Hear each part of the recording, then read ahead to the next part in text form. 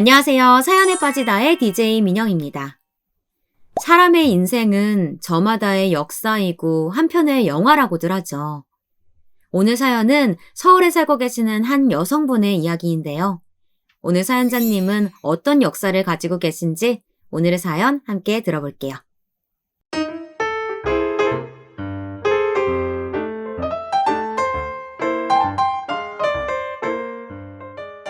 무심하고도 야속하리만치 총알같이 빠르게 흘러버린 세월. 저는 어느덧 중년의 여성이 되어버렸지만 분명히 저에게도 때묻지 않았던 순수한 유년 시절이 존재했더랍니다. 경기 남부의 작은 도시, 그 안에서도 시골 동네, 5남매가 사는 집이 있었어요.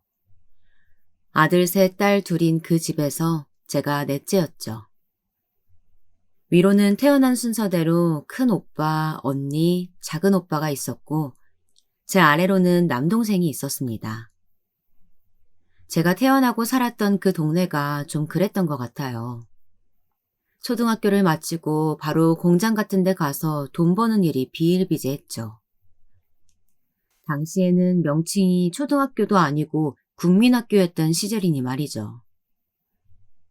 큰오빠는 원래 초등학교 졸업 이후 바로 동네분의 주선을 통해 공장에 가서 일을 하려고 했습니다. 하지만 아버지께서 결단을 내리셨죠. 암만 그래도 얘가 우리 집 장남인데 장남의 체면이라는 것이 있지. 어떻게 중등 공부도 못 마치게 할 수 있어. 허리띠 졸라매고 보릿고개 넘다가 숨이 꼴딱 넘어가는 한 해 있더라도 나는 우리 장남한테 중등 공부 반드시 시켜야겠으니까 다들 그런 줄 알아라. 그렇게 큰오빠는 장남 특혜로 중학교를 진학하였으나 언니는 중학교에 가지 못하였어요. 안 간 게 아니라 정말로 못 갔던 거죠.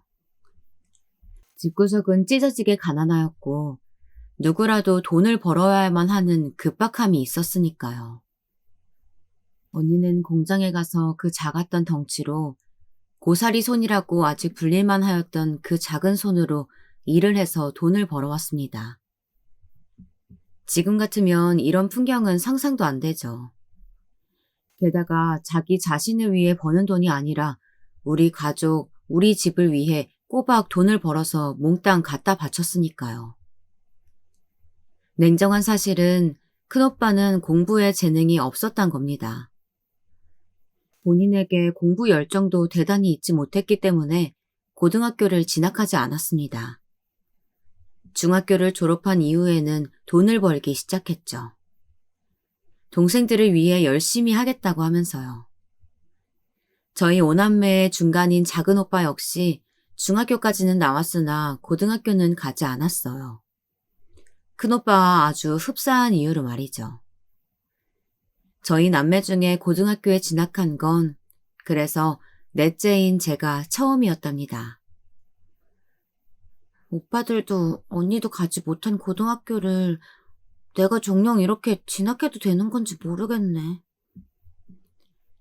다들 돈벌이를 어쨌거나 하고 있으니 이제는 숨통이 좀 트인다면서 나를 고등학교에 보내주겠다는 부모님, 오빠들, 언니. 이 고마움을 어떻게 표현할 수 있을까요? 내가 학업 성적이 발군인 것도 아님을 다들 뻔히 알면서 넷째부터라도 누리게 해주겠다는 우리 가족들에게 이루 말할 수 없이 고맙고 감동이었습니다. 저는 공부도 별로 못했던 주제에 학교 생활에 대한 애착이 강했고 욕심이 있는 편이었어요. 그래서 고등학교에 가게 되었을 때 날아갈 듯이 기뻤죠. 그리고 사실은 제가 더 어렸을 적에 몸이 꽤 아팠습니다. 원인이 뭐였는지는 지금도 알 길이 없지만 겨울에 감기가 크게 걸린 이후로 하여간 오랫동안 아파서 고생을 많이 했어요. 걸핏하면 열이 끓었고 한번 기침이 도졌다 하면 수십 분을 콜록거렸으니까요. 온 가족들이 저 때문에 난리였습니다. 당시는 큰오빠가 중학교에 재학 중이었고 언니가 공장에 다닐 때였는데요. 집에 돈이 얼마나 없었겠어요. 그럼에도 없는 돈 탈탈 털어다가 저 치료받을 수 있도록 가족들 모두 일심동체로 뜻을 모았습니다. 나중에는 동네 이웃들, 멀리 사는 친척들에게까지 돈을 빌려다가 제 약값을 댔고 병원비를 냈었죠. 당시에 큰 병원이라고 할 수 있는 게 집에서 거리가 엄청났었거든요. 거기까지 가는 시간과 비용도 무시할 수 없었습니다. 그럼에도 모두가 한마음으로 저를 위해준 덕분에 저는 끝내 훌훌 털고 일어나 건강을 되찾을 수 있었답니다. 재수가 없었다면 그때 죽을 수도 있는 일이었고 높은 확률로 후유증이 남을 수도 있었으나 가족들이 큰 결단을 내린 덕분에 제가 온전히 무사할 수 있었던 거죠. 지금이야 당연히 가족 중에 한 명이 아프다고 그러면 병원에 데려가고 거액이 청구되어도 신용카드 할부로 긁고 이런 것들이 일반적인 풍경이지만 저 어렸을 때까지만 해도 완전히 다른 세상이었거든요. 특히 제가 살았던 그 시골 동네에서는 제가 오랫도록 아파서 골골댔을 때 저희 집을 향해 한 소리씩 했었답니다. 자식이 셋도 아니고 다섯인데 딸내미 하나 아픈 걸 가지고 뭐 그렇게 유난을 떠는지 모르겠네. 그쯤 하면 된 것 같은데 충분히 할 만큼 했으니까 이제 하늘의 뜻에 맡기고 살라면 살고 말라면 말란 식으로 애 그냥 두는 게 낫지 않겠나? 동네 집집마다 다니면서 제 치료비를 빌렸던 부모님의 행태에 사람들이 혀를 끌끌 찬 것이었죠. 그런 시선들, 비수 같은 소리들을 이겨내고 꿋꿋하게 저를 위하셨던 게 부모님이셨고 불평 불만 없이 저를 위해 희생하고 모든 걸 맞춰줬던 게 제 형제들이랍니다. 자랄수록 저는 이것에 대한 마음의 빚을 느끼게 되었어요. 특히나 제 남동생 말이에요. 막내 아들이랍시고 원래 집에서 받던 애정과 관심이 유달랐거든요. 하지만 제가 아픈 이후로 그런 걸 누릴 수가 없었죠. 없이 사는 집구석에서 그 어렸던 애가 유일하게 기대고 바랄 것이라고는 자기를 향해 쏟아지는 관심뿐이었는데 그걸 제가 빼앗았던 거였죠. 그럼에도 남동생은 이기심을 꾹 누르는 연습부터 했습니다. 투정 부리는 걸 줄여갔고 알아서 씻고 혼자서 여가 시간을 보내는 걸 익혀갔죠. 그때 당시에는 그런 가족의 소중함을 전부 다 체감할 수는 없었으나 나이를 먹어갈수록 더욱 애틋해지고 고마워졌던 것 같아요. 세상 모든 가족들이 그만한 가족애와 희생정신을 갖추고 있지 않다는 걸 크면서 알게 되었으니 말이죠. 이렇듯 형편은 넉넉한 적이 단 한 차례도 없었으나 단란하고 가족애가 넘치는 집에서 자란 저는 정작 저 이성적인 연애에 둔감했습니다. 중학교 시절 반에서 대부분의 친구들이 마음에 설레는 첫사랑 하나씩 품기 시작했을 때에도 저는 그런 것은 이상하고 이해가 안 된다며 고개를 흔들었던 아이였답니다. 그래서 중학교를 졸업하기 직전에 제 짝꿍이었던 여자애가 남자친구를 만들었다고 저에게 밝혀서 얼마나 깜짝 놀랐었는지 몰라요. 그 말을 듣고서는 제가 고등학교 생활을 하면서 반드시 연애라는 걸 해보리라 남몰래 다짐도 했었답니다. 그러나 홧김에 다짐을 지켜보려고 해도 당최 계기라고 부를 것이 없었어요. 왜냐하면 제가 다녔던 고등학교는 여고였거든요. 여자 상업 고등학교요. 그렇게 도리가 없어서 시간을 흘려보냈고 제가 고등학교 3학년으로 올라갔을 때 갑작스러운 운명의 수레바퀴가 굴러갔어요. 어느 날 집에 가던 길에 마을 어귀에 있는 평상에서 엄마가 저를 부르셨죠.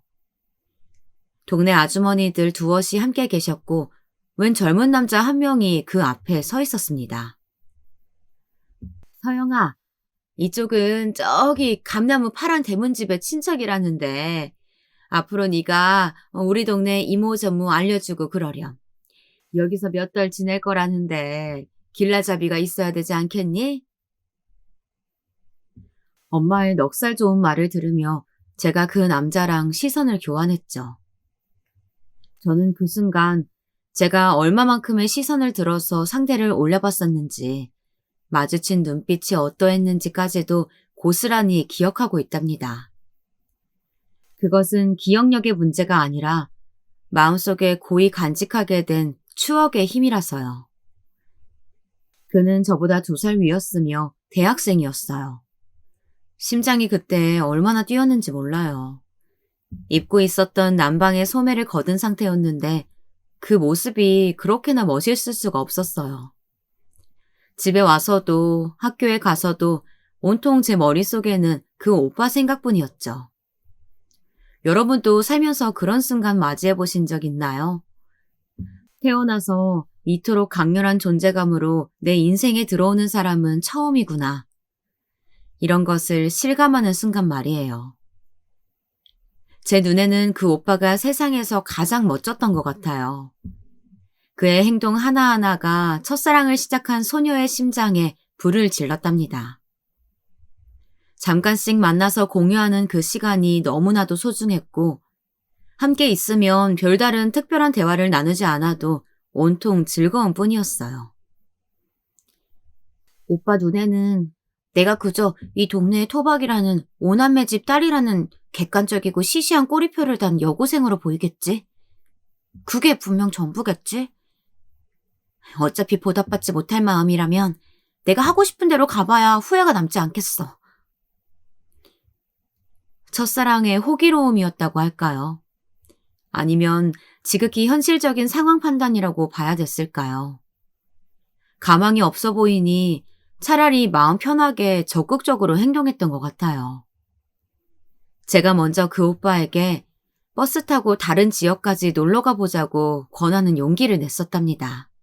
가족 외에 다른 사람과 멀리 놀러 가본 적이 없다는 저의 말에 고심하던 그 오빠는 자기의 용돈을 탈탈 털어서 저와 놀러가 주었죠.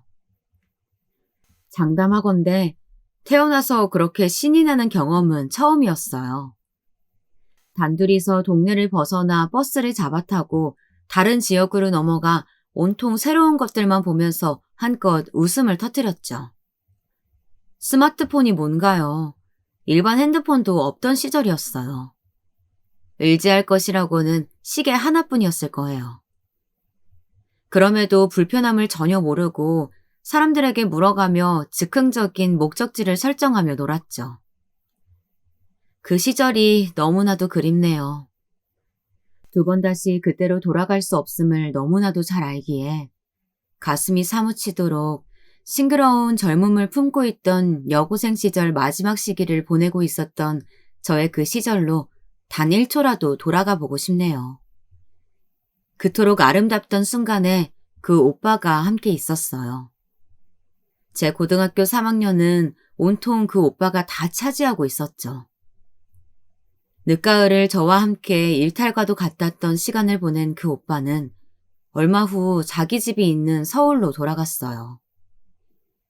지난 몇 달간의 제 일상의 전부와도 같았던 존재가 사라지자 제 심장은 마치 구멍이라도 뚫린 것처럼 허했답니다. 그리고 몇 주 후 해가 바뀌기 전에 그 오빠가 다시 내려왔어요. 그때 저희 2사람은 긴밀한 대화를 오랫도록 나눴죠. 그 오빠는 저에게 아메리칸 드림 이야기를 했고 저는 알아듣지 못해 고개를 갸우뚱했었답니다. 당시에는 부끄럽지만 영어 알파벳도 꿰기 힘들던 시절이었으니까요. 그러니 도대체 무슨 뜻으로 저런 말을 하나 싶었던 거죠. 미국으로 가서 우리나라 사람들이 자기 꿈을 이뤄낸다는 의미로 하는 말이야. 너도 알다시피 미국이 세계에서 대단하게 큰 나라잖아. 그런 곳에서 자리 잡고 돈도 벌고 커다란 물에서 놀아보자는 것이지. 그런데 지금 오빠네 부모님이 그걸 준비하고 있다는 거야? 세상에, 그런 엄청난 일을? 잠깐만.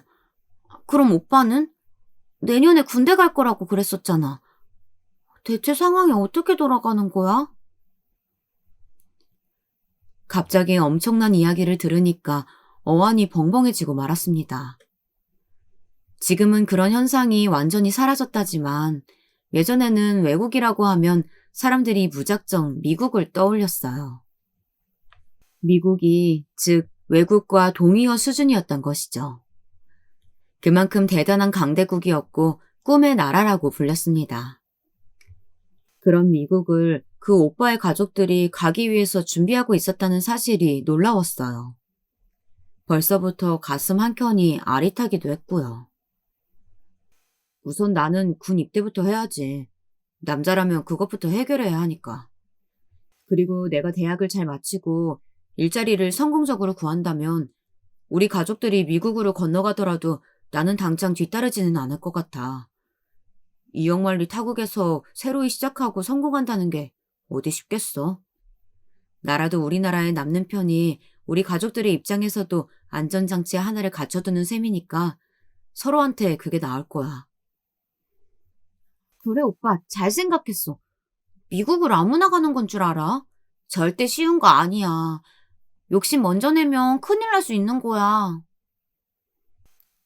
저는 괜히 그 오빠가 미국에 가면 영영 볼 수 없게 될까봐 철없는 반응을 보였었죠.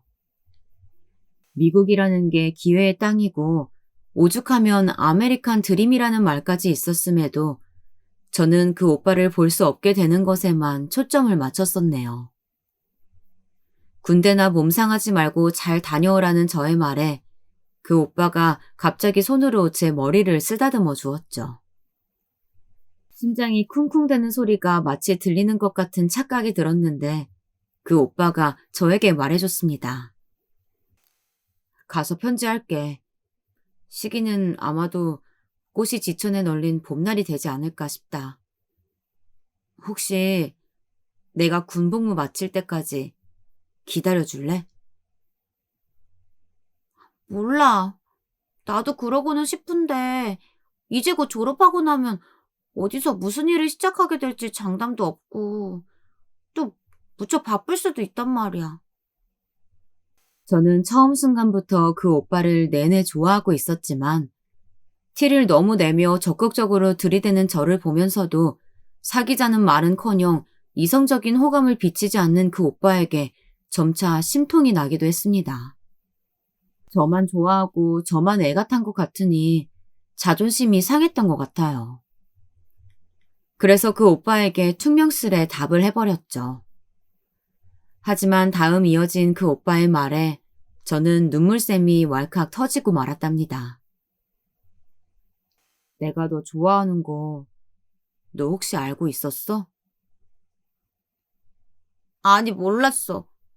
말하지도 않았는데 내가 어떻게 알아. 그랬으면 진짜 그렇다고 말을 해주지. 나쁜 놈아. 왜 그걸 지금 말해? 울면서 그 오빠에게 오만 투정을 다 부렸던 것 같아요. 그러자 저에게 미안하다고 진심을 다해 그 오빠는 사과를 해왔었죠. 자기가 남자답지 못했다고 말이에요. 군대 가면 내가 너한테 편지 보낼게. 내가 사실은 악필이라서 글씨 쓰기가 부끄러워서 그간 너한테 편지도 안 썼던 건데 군대에서는 꼭 편집 써볼게. 그거 받으면 답장 보내줄 수 있겠어? 저는 눈물을 닦으며 정신이 없이 고개를 끄덕였었죠. 그건 그 오빠의 군복무를 기다리겠다고 한 것이나 다름이 없었습니다. 애절했던 첫사랑은 그렇게 일단락되었고 서울로 그 오빠가 돌아간 뒤 저는 고등학교를 졸업하였습니다. 도시로 나가서 직장을 잡았다가 몇 달 뒤 그만두고 서울로 올라가게 되었죠. 저는 그때까지도 그 오빠의 편지를 기다리는 게 일상이었는데 야속하게도 오지 않았습니다. 서울에서 직장을 잡았는데 건물은 으리으리했지만 제가 하는 일은 단순한 사무 작업이었어요. 서류 분류하고 정리하고 커피 타고 설거지하고 그런 일이었죠. 큰오빠가 결혼을 해서 큰언니랑 같이 저희 부모님을 모시고 살았습니다. 언니는 서울로 시집을 갔었기에 제가 그 집에서 얹혀 살았고요. 형부가 많은 편의를 봐주셨었죠. 시간이 흘러 저는 결혼을 하게 되었습니다. 남편은 소위 개천용이라고 불리는 경우였고요. 나는 내가 얼마나 잘난 남자든 간에 너처럼 수더분한 여자랑 결혼하고 싶었다고 늘 생각해왔어. 뭐 연애는 화끈한 여자랑 할지라도 결혼은 이런 여자랑 해야 되거든. 저를 품평하듯 말했던 남편과 저는 솔직히 말해서 결혼까지 하고 싶다는 생각은 별로 없었죠. 특히나 시어머니께서 제가 별 볼 일 없고 하나부터 열까지 다 못났다면서 반대를 극심하게 하셨고요. 남편이 일남 이녀 집안이었는데 시누이 2명 역시도 제가 집안 배경이 대단하지 않아서 마음에 안 든다고 그랬었네요. 하지만 그때 당시 시아버지께서 건강이 안 좋으셨거든요. 그래서 당신의 아들이 빨리 결혼하길 원하셨고요. 그런데다가 제가 남편 같은 조건의 남자를 쉬이 다시 만날 수 없을 거라고 판단을 한 친정 식구들이 열심히 결혼을 밀어붙였죠. 이런 우라지를 봤나? 아들 잘 키워놨으니 결혼 장사 해보려고 했는데 이 모양 이 꼴이라니? 시어머니께서는 몹시 분개하셨으나 결국 저와 남편의 결혼은 성사되었죠.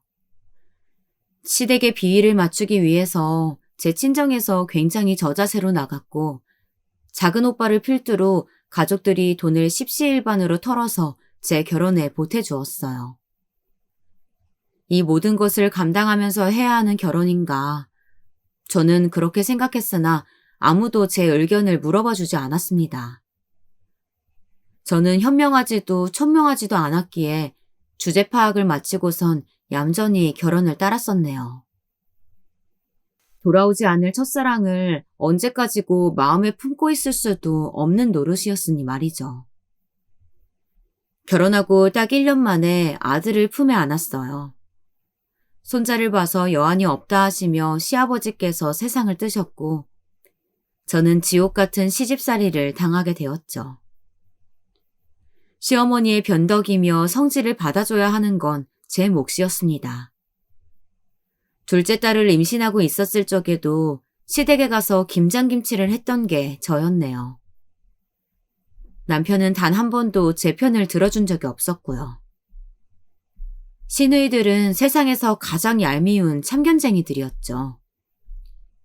제가 유구무원이었던 게 남동생이 결혼을 잘못해서 크게 되었었거든요. 사기 결혼 수준이었고 남동생은 그것 때문에 돈 잃고 건강 잃고 난리도 아니었어요. 이때가 하필 온 친정 식구들이 다 돈을 급히 쓸 곳이 있었으며 돈이 묶여있는 상황들이어서 제가 남편에게 사정을 하여 돈을 받아내 남동생을 조금이나마 도와주었죠. 당시로 봐도 큰 금액은 아니었는데 이걸 가지고 제가 책이 잡혔네요. 남편은 이후로 제가 친정일에 딱 손을 떼길 바랬고 시어머니께서는 한술 더 뜨셨죠. 못 배워먹은 가족들과 인연 끊고 살라며 저에게 허구한 날 화를 퍼부으셨습니다. 저는 숨을 죽인 채로 결혼 생활을 이어나갔어요. 그러다가 갑작스럽게 일상에 큰 변화가 일어났어요. 남편이 주재원으로 가게 된 건데요. 주재원을 혹시나 뭔지 모르는 분이 계신다면 쉽게 말해서 회사가 외국에 가서 일하다 오라고 직원을 파견 보내는데 제 남편이 그걸 하게 됐다고 생각하시면 돼요. 원래는 다른 사람이 가기로 내정이 되어 있었던 거나 다름없었는데 그 사람에게 피치 못할 사정이 발생해서 갑자기 제 남편이 선정되었죠. 미국, 유럽 이런 서양은 아니었고 동남아 나라였습니다. 기간은 대략 3년까지 본다고 그랬고요.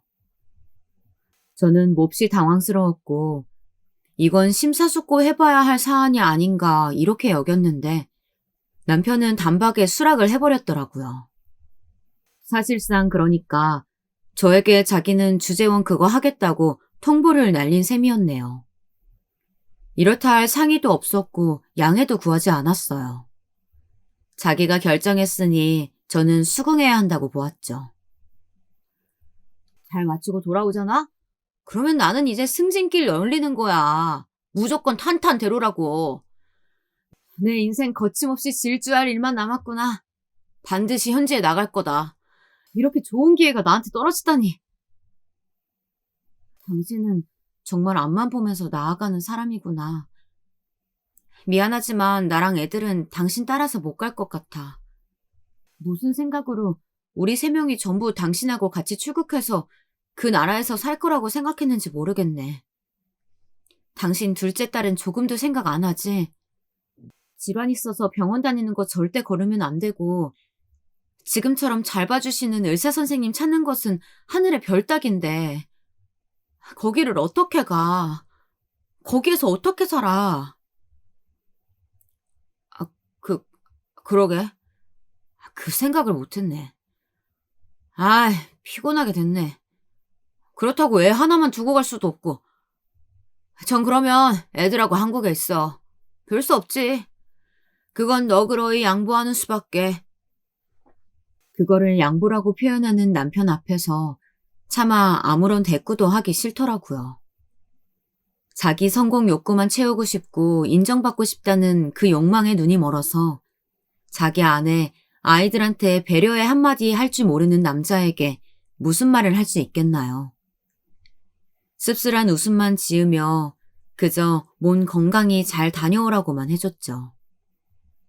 그랬더니 정남이 하나 없이 군다면서 시어머니께서는 역정을 내셨고요. 버렁뱅이 같은 것이 지독하게 무덤덤하기까지 해서 여러모로 내 신경을 건드는구나. 입맛이 은근히 까다로워서 새로운 음식 2번 먹으면 더 이상 찾지 않고 무조건 한식만 먹어줘야 하는 내 아들인데 네가 끼니 때마다 밥 안 챙겨주면 내 아들은 그럼 어쩌란 말이냐? 그 나라에서 가정부 잘못 고용했다가 무슨 사달이 날 줄 알고. 안 되겠다. 나라도 같이 가서 내 아들 밥상 살펴줘야지. 저는 설마 시어머니께서 정말로 남편을 따라가시려나 했어요. 그런데 정말로 시어머니께서는 남편의 밥을 챙기는 문제 때문에 그 뒤를 쫓아가셨어요. 한 번 가시면 몇 달 계시다 들어오셨고 다시 그곳에 가서 남편 챙기시기를 반복하셨죠. 쓸모없는 며느리 잘못 들여서 이게 무슨 생고생이냐며 말씀을 때마다 꼭 남기셨고요. 엄마, 여기는 걱정 붙들어 매셔. 우리가 옳게 허튼지 못하도록 눈에 힘주고 철저하게 감시하고 있을 테니까. 시누이들의 호언장담이 어찌나 기가 막히고 모욕적으로 느껴졌는지 몰라요. 상하관계가 너무나도 극명한 게 새삼 체감되었고 시댁은 철저한 갑, 저는 철저한 을로 보였네요. 그러던 와중에 저에게는 극심한 고민거리가 생겨났어요. 그것은 바로 제 친정 때문이었어요. 안 좋은 일은 연달아 일어난다고 하던가요. 제 친정에 주체할 수 없을 정도로 연거푸 아군이 따랐습니다. 저는 큰오빠가 생전 주식 같은 것이라고는 거들떠보지도 않고 살 인물이라고 여겼는데 그게 아니었었나 봐요. 큰오빠는 주식 한 방의 유혹에 빠져서 잘못된 선택지를 골랐다가 빚을 지고 말았습니다. 늘 아둥바둥하다가 이렇게 인생 마감할 것만 같고 그런 생각이 드니까 답답해서 미치겠더라. 내가 뭐에 흘렸었나 봐. 주식으로 대박을 치기만 하면 우리 온 식구들이 편하고 여유롭게 살 수 있을 거라는 생각이 자꾸만 들어서 내 자신을 통제할 수가 없었다. 장남으로서 이런 못난 모습 보여서 민망할 따름이고 정말 미안하다. 차라리 사리사욕을 위해서 그런 거였다면 모르겠는데 큰오빠는 여전히 가족, 예나 지금이나 가족을 우선순위에 둔 사람이었죠. 가족들을 위하다 보니 그런 성공의 유혹에 빠져버린 큰오빠가 너무 안타까웠고 마음이 아팠습니다. 오남매의 장남이 주식으로 빚을 지기 전부터 막내는 폐인이 되어 있었죠. 앞으로는 도저히 사람 같은 거 못 믿겠다고 중얼거리는 것 외에는 말도 잘 하지 않았고요. 당연히 일도 안 나갔고 술을 그렇게 찾았어요. 이런 제 남동생을 위로해주고 그 마음을 어루만져 주려고 누구보다 노력하셨던 건 저희 엄마였는데요. 사실 그 속이 어떠셨겠나요? 남동생을 볼 때마다 속이 문드러져가는 심정이셨을 거예요. 그렇게 소가리를 끙끙 하고 계셨던 엄마는 큰오빠의 주식 투자 실패 사건으로 인해 몸이 급격히 안 좋아지셨습니다. 복통을 자주 앓게 되셨고 어느 하루에는 병원에 실려가셨는데 검사를 해봤더니 예전에 수술을 받고 그걸로 끝인 줄 알았던 자궁 쪽이 다시 안 좋아져 있었던 거예요.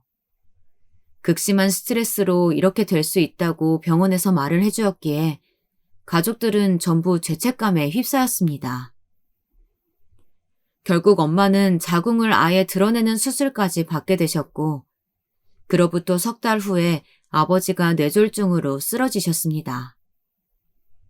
병원 신세를 지실 때 그 간병은 큰 새언니가 전부 다 했어요. 큰 새언니 입장에서는 자기 남편, 시부모가 단기간에 모두 힘들어진 건데 그 가운데서 무너지지 않고 의연하게 이를 악물고 버틴 거였죠. 저희 엄마 수술 받으셨을 때도 큰언니가 그 곁을 내내 지키고 있었고요. 정말이지 미안했습니다. 옛날부터 저는 큰 새언니를 향해 고맙고 미안한 마음을 늘 간직하고 있었네요. 저도 뒤늦게 알게 된 사실이지만 큰 새언니의 친정 상황이 영 좋지 못했다고 해요. 그러니까 한마디로 자기 코가 석자인 상황에도 큰 새언니는 늘 희생적인 모습만 보여왔다는 것이죠. 언니는 애들이 사고를 당하는 바람에 경황이 없었고 작은 오빠는 이래저래 자기가 될 수 있는 돈 다 대가면서 가족들에게 도움 주느라 힘들어했죠. 이것 때문에 작은 새언니하고도 불화를 겪은 모양이었어요.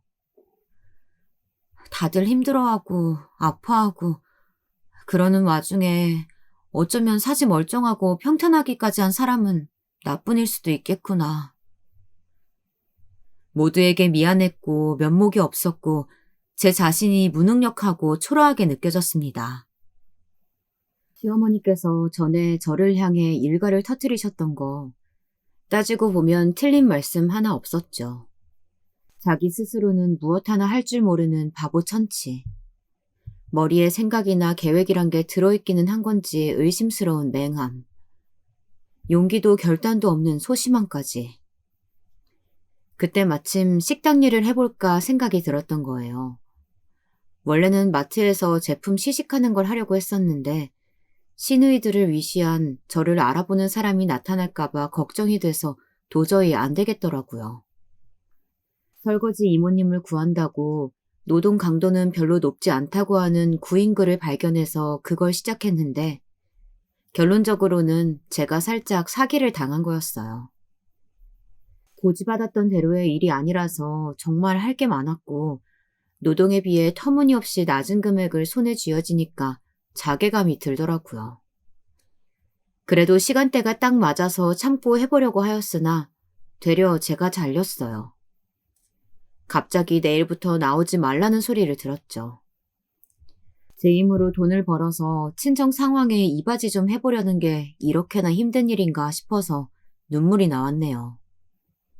얼마 후에 시어머니께서 한국에 잠시 들어오셨고 저는 용기를 내어 시장에 찾아가 부탁의 말씀을 드렸습니다. 제 친정이 지금 이런 일들을 연달아 겪어서 돈 한두 푼이나마 소중하고 급하니 제발 도와달라고 말이에요. 간절하게 부탁을 드렸으나 저에게 돌아온 건 거센 귀싸대기 한 대였습니다. 감히 이딴 개소리를 내 앞에서 짓거려? 너, 내가 네 친정 집에 가서 그냥 확 재뿌려버리는 거 보고 싶어서 이러니? 아니에요. 그런 거 아닙니다, 어머님. 제가 실언을 한 것 같아요. 죄송해요. 제가 드린 말씀 부디 잊어주세요. 그렇게나 네 친정이 안타깝고 안쓰럽고 도와주고 싶어서 미치겠거든. 가라. 가버려라. 대신 이혼하고. 애들은 두고 가라. 당연한 일이지. 네가 애들을 위해서 뭘 할 수 있다고 애들을 데려갈 수 있겠어? 너만 빠지면 되는 거야. 그 신랄함 앞에서 제가 소리 죽여 울었고 시어머니께서는 그런 저를 보며 더욱 부하가 치미셨는지 한마디를 더 얹으셨어요. 우리도 없는데 어디에다가 주기는 뭘 주니? 돈 한 푼 벌 줄 몰라서 돈도 없는 것이 어디 감히 우리 집안 돈을 자기 친정에다가 주고 싶다고 입을 놀려? 그런 소리까지 듣고 나니까 제가 정신력이 확 떨어져 버렸던 것 같아요. 이제는 될 대로 되라 싶어졌고 삶의 의욕이 없어서 애들만 봐도 한숨이 푹푹 나왔습니다. 딱 그때 제가 운명처럼 연락 한 통을 받게 되었어요. 저에게 아주 오랜만에 근황을 전해온 사람은 제가 22살일 적에 직장에서 친분을 맺었던 언니였죠. 어쩌다 보니 저는 그 언니에게 제 근황의 일부를 전하며 돈 때문에 골머리를 앓고 있다고 전하게 되었습니다. 그러자 그 언니는 저에게 망설임 없이 일자리 하나를 소개해 주었죠. 늦은 저녁부터 이른 새벽까지가 기본 근무 시간이라는 것이 좋았어요. 애들을 재워놓고 몰래 나가서 일하고 돌아오기에 딱 알맞았으니까요. 그런데 근무 장소가 노래방이라는 것이 제 마음에 걸리더군요. 나도 결혼해서 딸 하나 있는 입장이야. 너처럼 애엄마라고. 그래도 이쪽 일 멀쩡히 하고 있어. 내 남편 버리로는 도저히 못 살겠어서. 시댁빚 갚고 나서 이런저런 상황을 겪다 보니까 이렇게 됐네. 아무튼 네가 머릿속에 그리는 이상한 일 아니야. 한번 속는 셈 치고 해보는 거 어때? 네 친정 지금 돈 나갈 땐 넘치고 빚이 많아서 힘들다며. 그 순간 제 머릿속에는 내가 가릴 처지가 아니다라는 생각만이 맴돌고 있었어요. 한 가지 생각이 떠오르자 제가 그것에 완전히 사로잡혀 버리더군요. 이래서 큰오빠가 주식 투자를 해버렸던 것일지도 모르겠어요.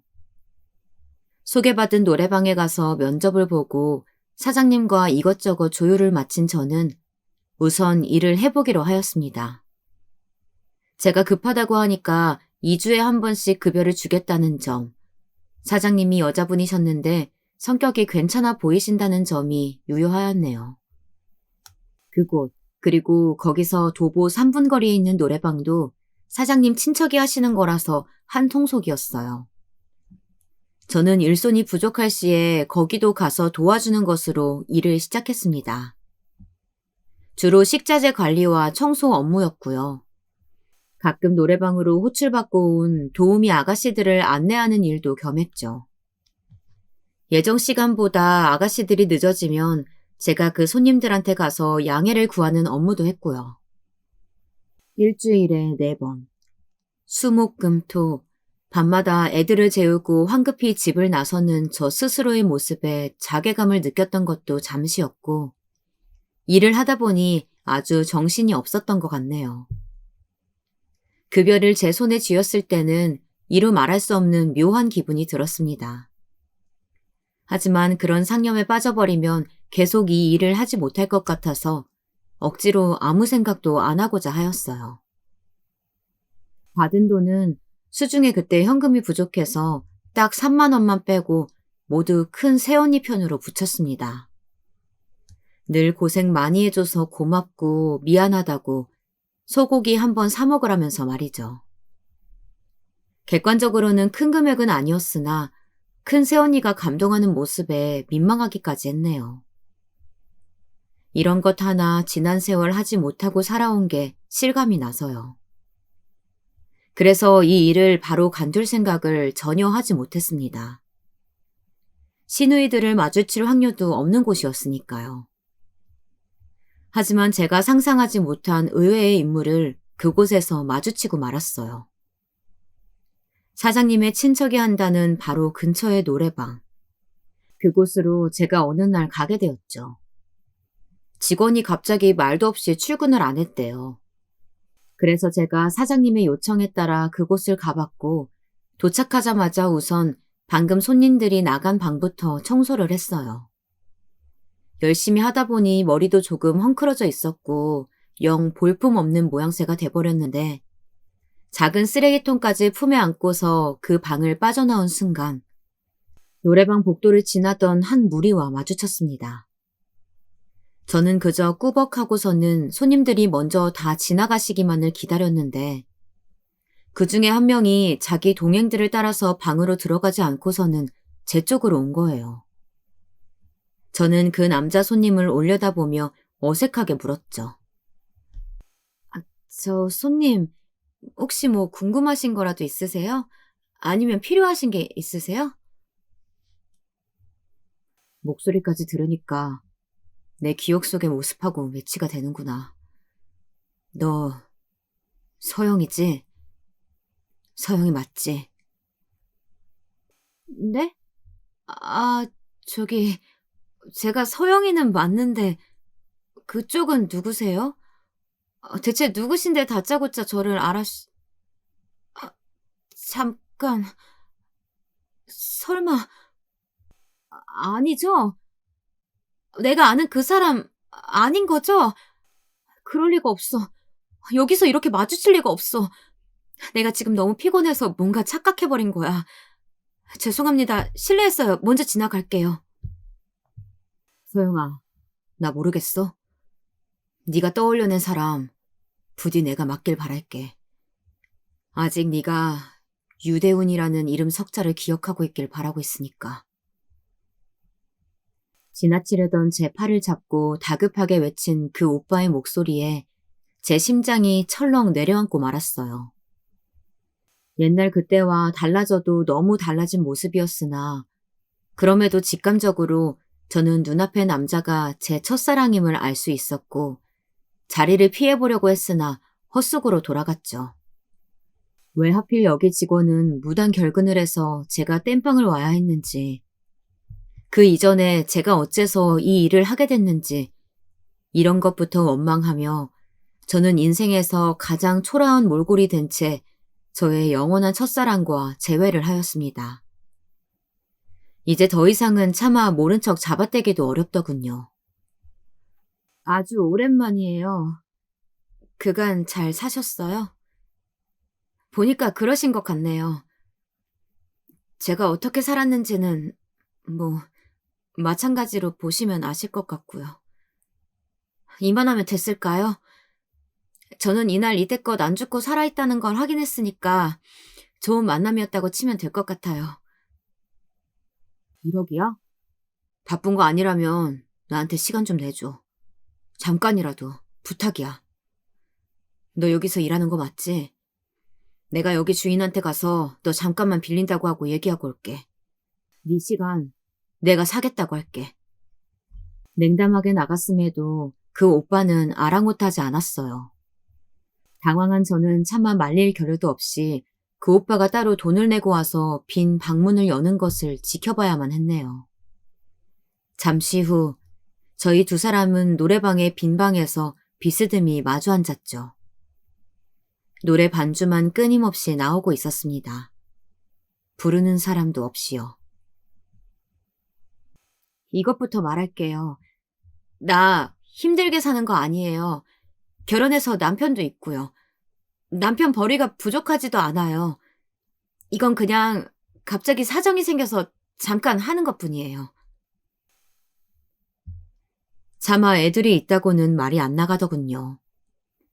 야심한 시각에 이런 데서 일을 하고 있었으니 저도 부끄러움이라는 것을 느꼈나 봐요. 그 오빠는 흔들리는 눈빛으로 저를 꽤 오래 응시하기만 하다가 뒤늦게 입을 열었죠. 자기 얘기를 해주었습니다. 세월이 꽤 흘러서야 저는 그때의 전말을 알게 되었죠. 군인이었을 때 그 오빠가 저에게 쓴 편지를 자기 친척집으로 보냈어요. 저희 집 주소를 정확히 몰랐기 때문에 같은 동네에 있는 친척집 주소를 쓰고 받는 사람 이름을 저로 해놓으면 당연히 전달이 될 줄로만 알았던 거예요. 그러나 그 친척집은 오빠가 군대에 입대한 직후 이사를 간 상황이었고 얼마 후 새로운 사람들이 그 집에 이사를 왔으나 편지를 보고도 아무런 조치를 취하지 않은 채 그것을 버렸든 어쨌든 간에 저에게 전달을 해주지 않았던 거였습니다. 그래서 저희 두 사람은 엇갈렸고 그 오빠는 저녁을 코앞에 두고서는 불행한 사고를 당했어요. 안면을 심하게 다친 거였죠. 아, 그래서 인상이 달라져 있었구나. 전에는 부드럽고 둥근 느낌이라고 생각했었는데 약간 날카로운 얼굴형이며 광대 모양이 변한 것은 크게 다쳐서 수술을 받았기 때문이었어. 의문이 풀린 저는 그 시기에 그 오빠가 얼마나 아프고 힘들었을까 싶어서 속으로만 슬픔을 삼켰어요. 치료를 받고 재활에 집중하느라 그 오빠는 전역을 하고 나서도 저를 찾아올 수가 없었어요. 그렇게 엇갈린 상태가 이어졌죠. 시간이 더 지나서야 저를 찾아서 그 동네에 가본 그 오빠는 좌절했다고 해요. 저희 집은 이미 이사를 간 뒤였고 동네에서 아무도 저희가 정확히 이사 가는 곳의 주소를 알지 못했으니까요. 그 오빠가 정보를 얻을 수 있는 길은 당시로서는 없었을 거예요.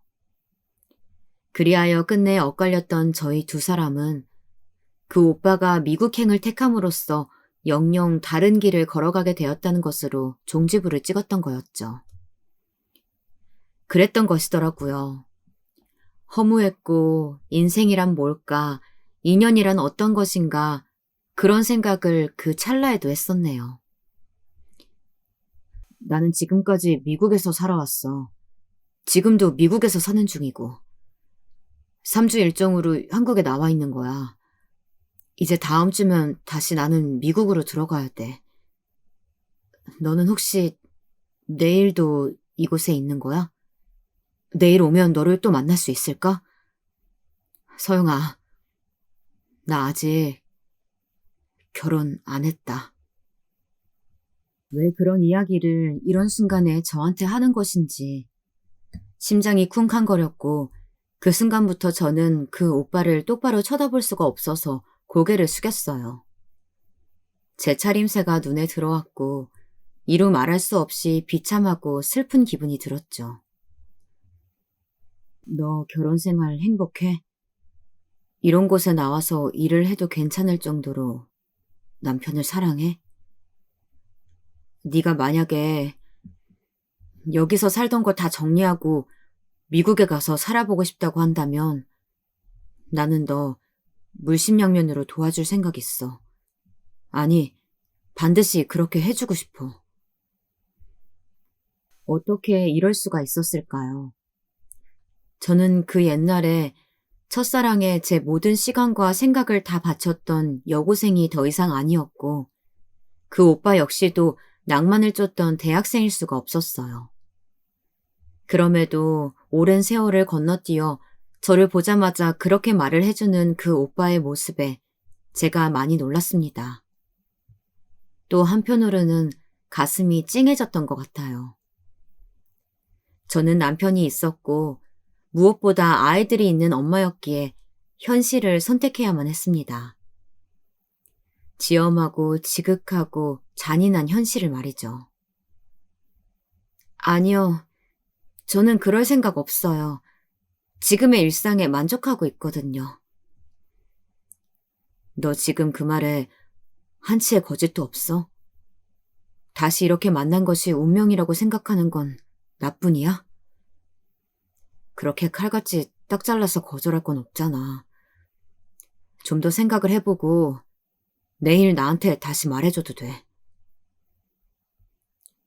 오빠, 현실을 모르고 낭만을 벗삼았던 그 시절의 영원한 내 추억 속 책갈피로 남아줄 순 없을까요?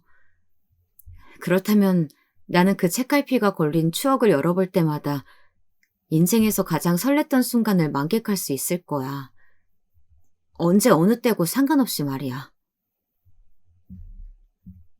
제 말에 그 오빠가 눈물을 글썽였던 것도 같아요. 사진 한 장이 남아있지 않았던 저의 첫사랑이 오로지 제 기억 속에서만 살아 숨쉬고 있던 존재가 분명하게 실제하여 제 눈앞에 나타났다는 것만으로도 저는 그 순간 최고로 행복한 사람이었습니다. 의연한 제 표정을 읽은 그 오빠가 잠시 후 고개를 끄덕이며 말했었죠. 이렇게나마 다시 만난 거 다행이라고 생각해. 마침표를 찍지 못해서 나는 늘 아쉬웠거든. 이제야 찍게 된 거구나. 마침표를. 이제 나는 앞으로 나아가련다. 부디 너도 그럴 수 있길 바라고 늘 건강해라. 다정하고 멋진 사람이었다는 게 제 기억이 전혀 틀림이 없다는 것을 그 오빠는 그날 증명해 주었어요. 예기치 못한 재해였으나 꽤 아름다운 이별이었다고 생각을 합니다. 저는 그 다음 날 일을 나가지 않았습니다. 아예 그만뒀어요. 스스로 마음이 떳떳하지 못하고 캥기는 것을 외면한 채로 일을 해왔던 것인데 그 오빠를 마주하고 나자 더 이상 이렇게는 안 된다는 생각이 강하게 들었거든요. 저는 시댁으로 가서 무릎을 꿇었습니다. 시어머니께서 마침 한국에 나오시는 때였죠. 도와주세요. 딱 2천만 원만 도와주세요. 제 친정 지금 그 돈만 있으면 급한 불 끄고 숨 좀 쉴 수 있을 것 같아요. 온 가족들이 매달린 덕분에 최악의 상황은 면했지만 돈이 급한 건 아직도 여전해요. 그러니까 제발 2천만 원만 빌려주세요. 제가 반드시 갚겠습니다. 이게 기어이. 고집을 꺾지 않고 오히려 이렇게 다 드러내면서 돈을 요구하는구나. 이 못나고 구질구질한 거. 대체 왜 내가 네 말을 들어줘야 한다니?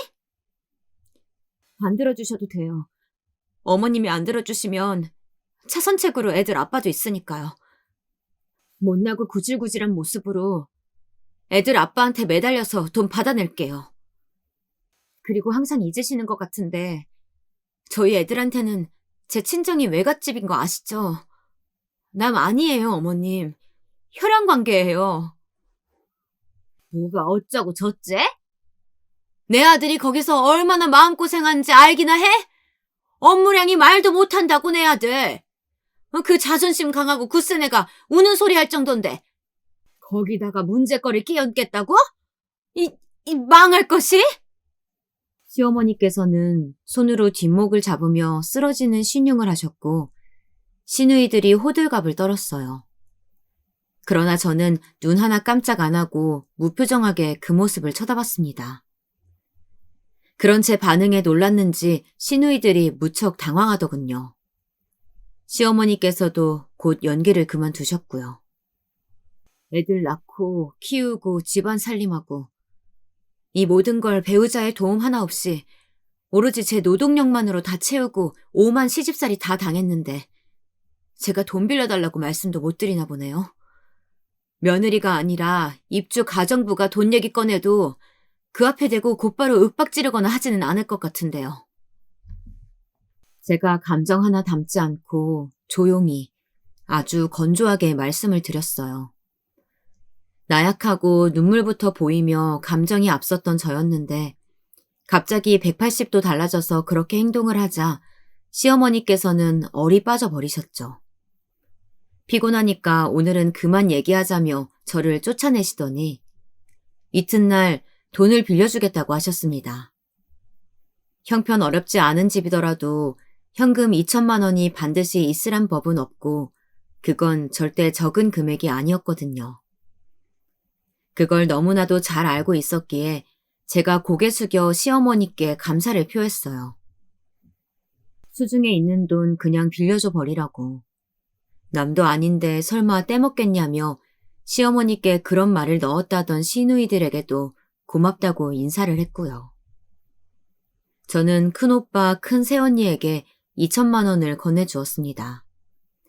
급한 불 끄고 숨 좀 돌리라는 말과 함께요. 시댁에서 흔쾌히 빌려주었단 식으로 둘러댔네요. 정말 고맙다.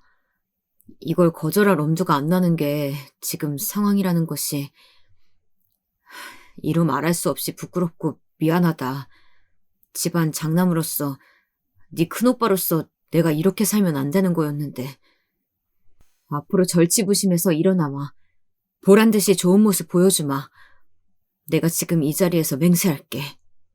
큰오빠는 그렇게 말하며 눈물까지 보였었죠. 거기까지 하고 나자 저는 집으로 돌아오는 길에 자꾸 하늘을 쳐다보게 되었어요. 저 하늘을 날아 미국으로 돌아갔을 어떤 존재를 그리는 행동이었죠. 긴밀하고 애틋한 나의 피부치들조차 모르는 나만의 비밀, 나만의 특별한 역사. 그런 첫사랑을 간직하고 있다는 게 제 자신의 인생을 풍요롭게 만들어준다는 생각이 문득 들더군요. 더욱 열심히 떳떳하게 살아야겠다는 다짐이 들었어요. 그 후 1년 뒤 큰오빠는 2천만 원을 모두 갚았습니다. 그로부터 반년 뒤에는 남편이 돌아왔고요. 멀리 떠나보니까 집이 얼마나 좋은지 알겠다. 내 마누라, 내 새끼들. 그간 내가 너무 내 생각만 하고 무심한 가장이었지. 나 반성 많이 했어. 우리 앞으로는 오붓하게 잘 살아보자. 심경의 변화를 겪었는지 남편은 달라져 보이겠다고 했고요. 굉장한 변화는 안 일어났어요. 사람이 어디 쉽게 바뀌나요? 그렇지만 확실히 예전보다는 꽤나 다정한 모습이 되었고 이건 시간이 더욱 흐르면서 고착되었네요. 그 후로 세월이 빠르게 흘러갔어요. 입시 문제로 골머리를 앓던 자식들 때문에 덩달아 머리 싸매고 있는 엄마. 그게 바로 현재의 제 모습이고요. 시어머니를 비롯한 시댁 식구들과는 별 문제 없이 잘 지낸답니다. 놀라운 거 하나 말씀드릴게요. 제 친정집 지금은 엄청 잘 살고 있어요. 작은 오빠는 강남의 유명한 주상복합 아파트에서 떵떵거리며 살고 있네요. 언니는 형부랑 사업 시작한 게 너무 잘 돼서 눈코 뜰 새 없이 바쁜 일상을 사는 사장님이고요. 큰오빠는 서울과 인접한 경기도에서 멋진 정원이 딸린 단독주택에서 생활을 하고 있어요. 엄마도 함께 사시는데 큰 새언니랑 텃밭 가꾸는 재미에 푹 빠지셨죠. 아버지는 그곳에서 멀지 않은 시설에 들어가 계세요. 부디 더 오래 살다 가셨으면 하는 바람입니다. 시댁과 전세가 역전된 지 꽤 되어서 이제 남편이고 시어머니고 간에 자꾸 저랑 제 친정 쪽에 눈치를 살피네요. 그러라고 한 적은 한 번도 없지만 말이에요. 제 첫사랑. 그 오빠가 지금 무얼 하며 살고 있는지는 알 길이 없어요. 결혼을 했을 수도 자식이 생겼을 수도 있겠죠. 어디서나 누구보다 멋지게 폼나게 살 것 같은 사람이라서 걱정은 하나도 안 된답니다. 여러분도 어디서 무얼 하며 사시든 한 번 사는 인생을 멋지게 사시길 바랄게요.